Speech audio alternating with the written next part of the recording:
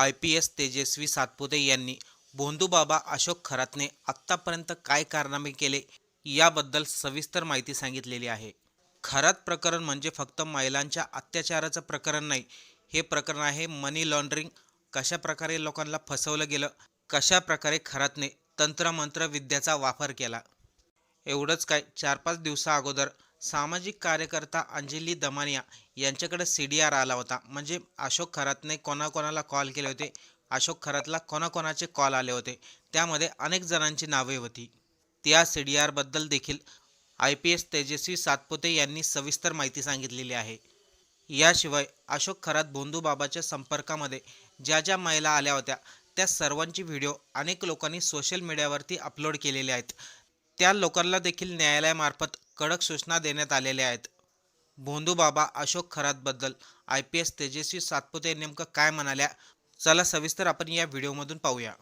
SIT कडे असणाऱ्या गुन्ह्यांमधील पीडितांचे आक्षेपार्ह व्हिडिओ जे आहेत, जे प्रसारित झाले होते, त्याच्या एकूण 4650 लिंक्स SITच्या सायबर टीमने, आपली जी टीम आहे 24 लोकांची, यामध्ये 4 लोकांची सायबर टीम आहे. या सायबर टीमचं पूर्ण वेळ कर्तव्य हे होतं की प्रत्येक काही मिनिटांनी काही नवीन अपलोड झालंय का ते शोधणं आणि त्याला रिपोर्ट करणं. सो आपली ही जी SITची सायबर टीम आहे तिने महाराष्ट्र सायबरच्या मदतीनं आतापर्यंत 4650 लिंक्स या डिलीट करून घेतलेल्या आहेत. त्याच पद्धतीने सोशल मीडियावरती आक्षेपार्ह पोस्ट पुन्हा पुन्हा टाकणाऱ्या एकूण 451 अकाउंटला कायमस्वरूपी काढून टाकण्यात आलेला आहे. पीडितांचे आक्षेपार्ह व्हिडिओ प्रसारित केल्याप्रकरणी आतापर्यंत 2 गुन्हे देखील दाखल झालेले आहेत. सदरचे गुन्हे हे सातपूर पोलीस स्टेशन नाशिक शहर आणि कोपरगाव पोलीस स्टेशन अहिल्यानगर या ठिकाणी दाखल असून संबंधित घटकच त्याचा तपास करत आहेत आणि त्यामध्ये आजपर्यंत एकूण 6 आरोपींना अटक देखील करण्यात आलेली आहे. दिल्ली उच्च न्यायालयाने अलीकडेच एका विनयभंगाच्या प्रकरणाशी संबंधित बदनामीकारक स्वरूपाच्या सोशल मीडिया पोस्ट्स काढून टाकण्याचे आदेश दिलेले आहेत आणि आरोपीची प्रतिष्ठा जपण्यासाठी आणि त्याला निपक्ष सुनावणी मिळण्याची खात्री करण्यासाठी न्यायालयाने ही स्टेप घेतली होती.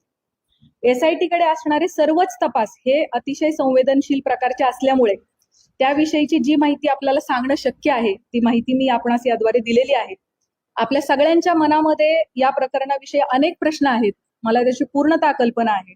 त्यापैकी बहुतांश प्रश्नांना स्पर्श करण्याचा मी प्रयत्न केलेला आहे. या प्रकारच्या गुन्ह्यामध्ये BNS सेक्शन 93 BNSS प्रमाणे गुन्हा दाखल झाल्यापासून 60 दिवसांच्या आत आपल्याला दोषारोप पत्र दाखल करणं आवश्यक असतं. आपल्याकडचा या प्रकारचा पहिला गुन्हा हा नाशिक शहरामध्ये 17 मार्च 2026 रोजी दाखल झालेला आहे आणि SIT कडे त्याचा तपास 20 तारखेला आला, 3 दिवसानंतर. त्याचे ऑलरेडी 20 दिवस संपलेले आहेत आणि आणखी 40 दिवस अवधी आपल्या हातामध्ये आहे पहिल्या गुन्ह्यासाठी. आणि उरलेले जे 7 गुन्हे आहेत ते देखील पुढच्या आठवडाभराच्या कालावधीमध्ये दाखल झालेले आहेत. त्यामुळे 40 दिवसानंतर पुढच्या आठवडाभरात या उरलेल्या सगळ्या गुन्ह्यांचं देखील डेडलाईन जी आहे ती जवळ येते. त्यामुळे असं आपण म्हणू शकतो की 40 ते 45 दिवसांमध्ये या 8 गुन्ह्यांचा तपास आपल्याला पूर्ण करणं आवश्यक आहे. तरी या सर्व गुन्ह्यांमध्ये चांगले पुरावे गोळा करून तपास वेळेत पूर्ण करण्याची SITचे प्रयत्न सुरू आहेत. त्यासाठी सर्वतोपरी प्रयत्न संपूर्ण टीम करत आहे. आपल्या सर्वांना विनंती आहे की पीडितांना कोणत्याही प्रकारे मनस्ताप होणार नाही याची समाज म्हणून आपण सगळ्यांनी काळजी घेऊयात. तुमच्या माध्यमातून हे आव्हान, ही विनंती मी सर्वांना करू इच्छिते. आपल्या मनामध्ये पदाधिकारी, अधिकारी यांना SIT कडून बोलवण्यात येणार आहे का, किंवा अमुकला आपण का बोलवले नाही, कधी बोलवणार आहे, अशा प्रकारचे देखील अनेक शंका आणि प्रश्न असू शकतात. अनेक पत्रकार, सामाजिक कार्यकर्ते यांनी वेळोवेळी मला मेसेज करून या प्रकारच्या प्रश्नांची विचारणा केलेली आहे.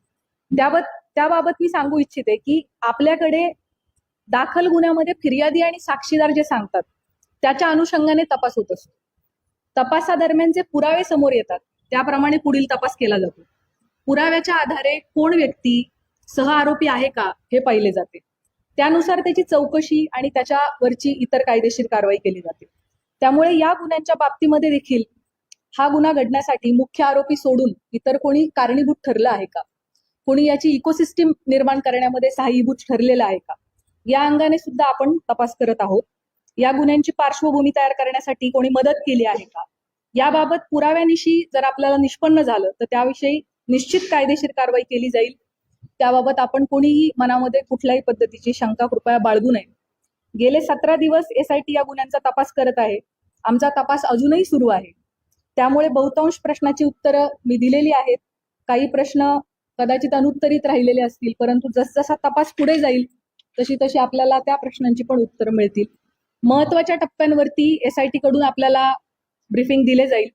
चार्जशीट दाखल होईपर्यंत आपल्याला या प्रकरणाची गोपनीयता बाळगणं अतिशय आवश्यक आहे. तरी मी आपल्या सगळ्यांकडून सहकार्याची अपेक्षा बाळगते. यापूर्वी अशोक खरात याला पहिल्या गुन्ह्यामध्ये एकूण 14 दिवस पोलीस कोठडी मिळाली होती. ती दिनांक 31 रोजी संपली. दिनांक 1/4/2026 रोजी आपण दुसऱ्या गुन्ह्यात त्याला अटक केली आणि न्यायालयासमोर हजर केलं. दिनांक 2 पासून 7 दिवसांची पोलीस कोठडी उद्या दिनांक 8/4/2026 पर्यंत माननीय न्यायालयाने मंजूर केलेली आहे. आता यानंतर पुढील गुन्ह्यामध्ये पोलीस कोठडी आपल्याला मिळावी यासाठी आपण माननीय न्यायालयाला विनंती करणार आहोत. या दरम्यान तुम्हाला माहित आहेच की काही कारणांसाठी आपण VC द्वारे न्यायालयामध्ये आरोपीला हजर करण्याची परवानगी मागितली होती आणि मागच्या हिअरिंगच्या वेळेला माननीय न्यायालयाने तशी परवानगी आपल्याला दिली होती. खरातच्या आर्थिक व्यवहार, प्रॉपर्टीज इत्यादींच्या अनुषंगाने देखील आपल्या मनात भरपूर प्रश्न आहेत, त्याची मला कल्पना आहे. त्याबाबत मी सांगू इच्छिते की या प्रकरणामध्ये ईडीने दखल घेतलेली आहे. ईडीने विशेष तपास पथकाला जी माहिती मागितली आहे आमच्याकडून, ती सगळी माहिती आम्ही त्यांना पुरवलेली आहे आणि भविष्यात देखील ईडीला आमचे पूर्णपणे सहकार्य असणार आहे. भारतीय राज्यघटनेच्या कलम 51(अ) मध्ये भारतीय नागरिकांची मूलभूत कर्तव्ये सांगितलेली आहेत. त्यामध्ये वैज्ञानिक दृष्टिकोन आणि चौकस बुद्धीचा विकास करणे हे आपल्या सगळ्या नागरिकांचे मूलभूत कर्तव्य आहे असं आपलं संविधान सांगतं. या निमित्ताने भविष्यात अंधश्रद्धेपोटी महिलांचं शोषण घडू नये, कोणीही कुठल्याही बंधूच्या फसवणुकीला समाजाने बळी पडू नये यासाठी सतर्क आणि चौकस राहण्याचं आव्हान मी आपल्या मार्फतीने सर्व नागरिकांना करू इच्छिते. अतिशय शॉर्ट नोटीसवर सर्व पत्रकार बंधू भगिनी ह्या प्रेस कॉन्फरन्ससाठी उपलब्ध झालेले आहेत, उपस्थित झालेले आहेत. तर सगळ्यांचे मी मनापासून आभार मानते आणि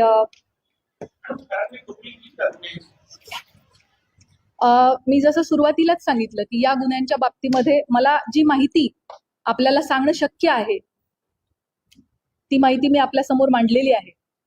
त्यामुळे आपल्या सगळ्यांनी या गोष्टीची सहकार्य करावे की जोपर्यंत चार्जशीट दाखल होत नाही त्याबाबत काही तपासातल्या बाबींची गोपनीयता ठेवणं आपल्यासाठी अतिशय आवश्यक आहे.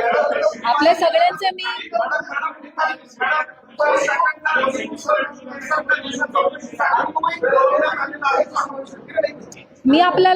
मला वाटतं ह्या सगळ्या प्रश्नांची उत्तरं मी ऑलरेडी आपल्याला दिलेली आहेत. सीडीआर लीकच्या बाबतीमध्ये आपण मला एक प्रश्न आता जस्ट कोणीतरी विचारलाय ज्याचं प्रश्नाचं उत्तर मी दिलं नव्हतं, तेवढं मी देते आणि आपण थांबूयात. अल्पवयीन यामध्ये कोणीही नाहीये. दुसरा जो प्रश्न सीडीआरच्या बाबतीत याची शासन स्तरावरती चौकशी होत आहे. त्या बाबतीत चौकशीत जे काही निष्पन्न होईल ते आपल्या समोर येईल. सर्वांना नमस्कार. माननीय पोलीस महासंचालक महाराष्ट्र राज्य यांनी अशोक खरात आरोपी असलेल्या गुन्हा रजिस्टर नंबर 73/2026 या गुन्ह्याचा तपास SITच्या मार्फतीने करण्याबाबत आदेशित केलं होतं. त्यानुसार दिनांक 20 मार्च 2026 या तारखेपासून तो गुन्हा आणि त्याशिवायचे 10 गुन्हे असे एकूण 11 गुन्हे SIT कडे तपासाला आहेत. सदर विशेष तपास पथकामध्ये तपास अधिकारी म्हणून 2 पोलीस उपअधीक्षक आहेत जे माझ्यासोबत दोघंही इथं उपस्थित आहेत. त्याच पद्धतीनं सहाय्यक तपास अधिकारी म्हणून 3 पोलीस निरीक्षक, 3 सहाय्यक पोलीस निरीक्षक, 10 पोलीस उपनिरीक्षक आणि 6 पोलीस अंमलदार असं एकूण 24 लोकांचं आपलं तपास पथक आहे. त्यापैकी काही लोक इथं उपस्थित आहेत, काही लोक उपस्थित राहू शकलेले नाहीयेत. अशोक खरात याच्या विरुद्ध नाशिक आणि नगर जिल्हा या दोन्हींमध्ये मिळून एकूण 12 गुन्हे दाखल झालेले आहेत ज्यामध्ये अशोक खरात आरोपी आहे. या 12 गुन्ह्यांपैकी 9 गुन्ह्यांचा तपास हा SIT करत आहे, 2 गुन्ह्यांचा तपास अहिल्यानगर पोलीस करत आहेत आणि एका गुन्ह्याचा तपास नाशिक शहर पोलीस करत आहेत. आणि अशोक खरात विरुद्ध नसलेले मात्र या विषयाशी संबंधित असे 2 गुन्हे दाखल आहेत. त्या 2 गुन्ह्यांचा देखील तपास SIT करत आहे. त्यामुळे 9 गुन्हे अशोक खरातच्या विरोधातले आणि विरोधात नसलेले पण संबंधित असलेले 2 गुन्हे असे एकूण 11 गुन्हे आमच्याकडे तपासाला आहेत. गुन्ह्यातील आरोपी विरुद्ध दाखल केलेल्या गुन्ह्यांपैकी, आमच्याकडे असलेल्या गुन्ह्यांपैकी 8 गुन्हे हे महिला लैंगिक अत्याचाराचे गुन्हे आहेत आणि उर्वरित 3 गुन्हे हे फसवणूक आणि त्याच्यासोबतच अंधश्रद्धा विरोधी कायदा, सावकारी अधिनियम 2014 आणि इकॉनॉमिक ऑफेन्सेसची इतर रिलिव्हंट कलमं याप्रमाणे दाखल आहे. महिला लैंगिक अत्याचाराचे सर्वच्या सर्व 8 गुन्हे आणि फसवणुकीचा 1 गुन्हा असे 9 गुन्हे SIT कडे तपासाला आहे. आजपर्यंतच्या तपासादरम्यान 30 पेक्षा अधिक साक्षीदारांकडे आपण विचारपूस केलेली आहे. साक्षीदारांकडे आणि पीडितेंकडे आपण जी चौकशी केली त्यातून आरोपी हा पीडित व्यक्ती आणि कुटुंबाच्या श्रद्धेचा गैरफायदा घेत होता, त्यांना भीती दाखवत होता, खडे, चिंचोके, रुद्राक्ष, पूजा विधी इत्यादी गोष्टींच्या माध्यमातून त्यांच्याकडून पैसा उकळत होता, महिलांना स्वतःकडे दैवी शक्ती असल्याचं भासवत होता, त्यांच्या कुटुंबियांच्या मृत्यूची भीती दाखवून त्यांना बदनामी करण्याची धमकी देऊन त्यांचं लैंगिक शोषण करत होता. त्याच पद्धतीनं ईशान्येश्वर मंदिराच्या परिसरात अंधारामध्ये हातचलाकीनं स्वतःकडे दैवी शक्ती असल्याचं भासवून समाजामध्ये सातत्यानं अंधश्रद्धा पसरवण्याचं कामही करत होता, असं आपल्याला निष्पन्न होतंय. महिला अत्याचाराच्या संदर्भाने दाखल 8ही गुन्ह्यांमध्ये पीडिता आणि त्यांचे कुटुंबीय हे अतिशय धाडसाने समोर आलेले आहेत आणि त्यांनी फिर्याद दाखल केली आहे. त्याच्यामुळेच आपण आरोपीवरती कायदेशीर कारवाई करू शकत आहोत. आपल्या सगळ्यांच्या माध्यमातून मी आवाहन करू इच्छिते की या महिलांनी लोक काय म्हणतील या भीतीनं अन्याय सहन केलेला आहे आणि आता अतिशय धाडसाने कुटुंबाला विश्वासात घेऊन त्यांनी गुन्हे दाखल केलेले आहेत.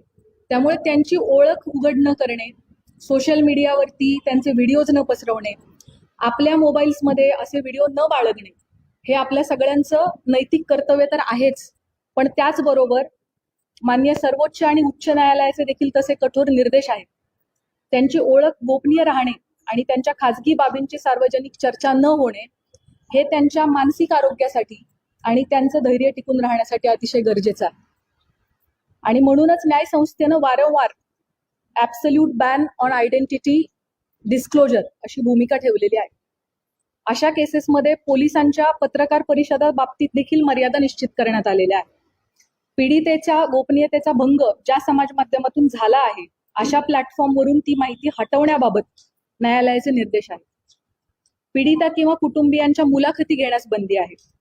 अंतिम निकाल येण्यापूर्वीच आरोपीच्या प्रतिष्ठेला हानी पोहोचवणारे आणि माध्यमांद्वारे